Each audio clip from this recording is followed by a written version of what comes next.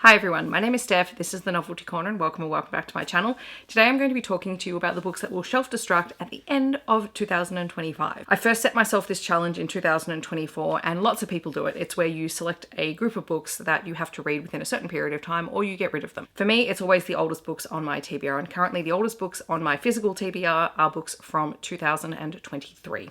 So I have 22 books that I'm going to mention and show you guys, and these are going to form part of my Shelf Destruct challenge for the upcoming year. This is also closely linked with my TBR bingo board from hell because I have a goal of reading 100% of my pre-2025 TBR. There is the 22 books from 2023, and there is also a similar number of books from 2024 that sit on my physical TBR shelf. So without further ado, we're going to jump into these books, and the goal is going to be to read them in the upcoming year. Like they have to be read. So the first one is The Affair of the Mysterious Letter by Alexis Hall. This is a queer historical mystery. There is Unlimited Futures, edited by Rafif Ismail and Ellen Van Nerven. This is a collection of black and black visionary speculative fiction, and I'm really excited to dive into this. There is With Love from Cold World by Alicia Thompson. This is a contemporary romance. I have a couple of friends who've read and love this, and I just need to read it. There is Agent to the Stars by John Scalzi. This is a science fiction story. I love John Scalzi. His work is just often very humorous, and I tend to just kind of spread his books out and read them every now and then because I just enjoy the humor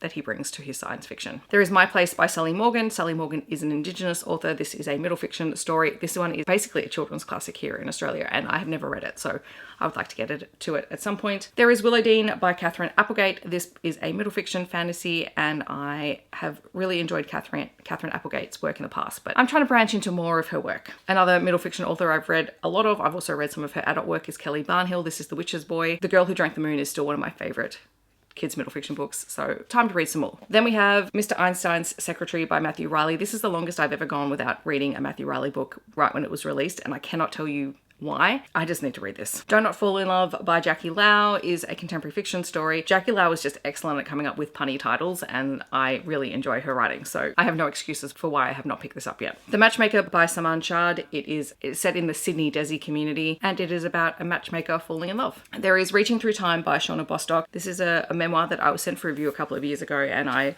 it was an unsolicited review copy, but I'm really intrigued to pick it up. I read the first part of the book for a try-chapter video and was immediately intrigued by the writing style. And I know that it looks at Shauna exploring her Indigenous history.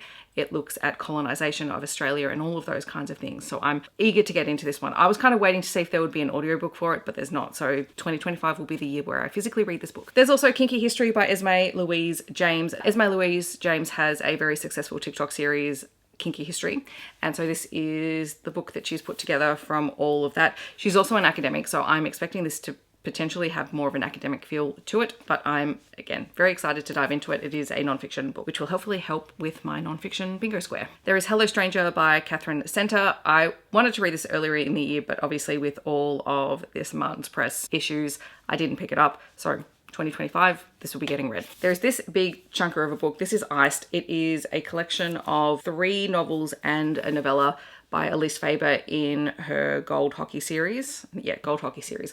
I've actually read the first book, Blocked. I'm probably not going to read the books in this edition. I will try and either get the audio or the ebooks for them because this is very, very heavy, but it is a bind up of the first 3 books in the series plus a never before released novella. All right, not too many more to go. There is Everyone in My Family Has Killed Someone by Benjamin Stevenson. I've heard nothing but good things about this. I didn't realize Benjamin Stevenson was an Australian author, I'm pretty sure, and I have always enjoyed a good crime or mystery book, so I would like to get to that. It's been a while since I've had some really good books in that genre. There is Persepolis by Marjane Satrapi, which is actually a graphic novel, and it's her story of her childhood, leaving, I think it's Iran, and then returning. Yes, that's right. So I'm very keen to get to this because I've heard about this for many, many years. I've just never had the chance to pick it up. I did get a copy of it. I don't know. Sometimes I feel like I put things off because I feel like I'm not smart enough to read them, but I just need to read them because there's no such thing as not being smart enough to read something. That's just entirely an internal thing, and I need to get over it. I also have Looking for Group by Alexis Hall. This may or may not get read before the end of the year. I'm not 100% sure yet because I'm filming this a little bit earlier, but if it doesn't get read, it's on this Shelf Destruct list. 5 more books. These are all middle fiction or kids literature books. So there is This Camp is Doomed by Anna Zobel. I don't know much about this except it caught my eye because it was in one of the, I think it was in a shortlist somewhere or something like that. And I just thought, do you know what? I'm always on the lookout for more books that have kind of spooky, campish vibes because kids seem to really like that atmosphere. I have The Universal Guide to the Night Sky by Lisa Harvey-Smith. This is a kids non-fiction book all about space. I love space books and I need to read this so I can put it into the classroom collection because I also have students who love space. There is Remembered by Heart by Sally Morgan. So this is the second Sally Morgan book on this list. This one is much shorter. And again, this is her memories on growing up in Australia. So again, First Nations title. Really excited to dive into this one. How often can I say that about a book? Pretty much all of them. I generally don't acquire books that I'm not interested in reading. That's just not how I function. But I just seem to put off reading them because I really want to read them. Like, bookish problems, right? There's also The Wild Robot Protects by Peter Brown. This is the third book in the Wild Robot series. I reread the first book and the second book this year because I reread the first one with my class at the start of the year. I reread the second one. I just need to read the third one. And no, I have not seen the Wild Robot movie yet. I'm waiting. I want to finish this before I dive into it. Honestly, this is the way my brain functions. And then the final book, which will actually technically be a reread, but it's been years and years since I read this, is The Word Spy by Ursula Dubosarsky. Again, a middle fiction book. This is all about language and wordplay and riddles, and I'm so excited to get back into it because I basically remember absolutely nothing about it, except that I loved it when I first read it. I actually got a first edition of this when it was released in a hardcover. I'm kicking myself because I don't know where that has gone. I'm hoping that it's in a box at my parents' place, but I got myself a new copy, I think towards the end of 2023, and so I really just want to reread it because I would like to take this into school and actually talk to some colleagues about using it with their classes. So I need to refresh my memory. So that is my Shelf Destruct TBR for 2025.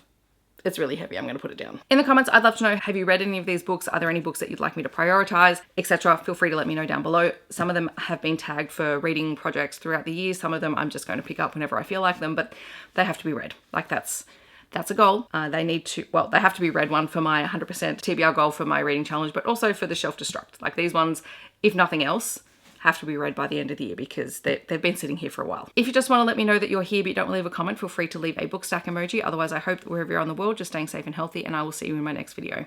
Thanks so much for watching. Bye, everyone.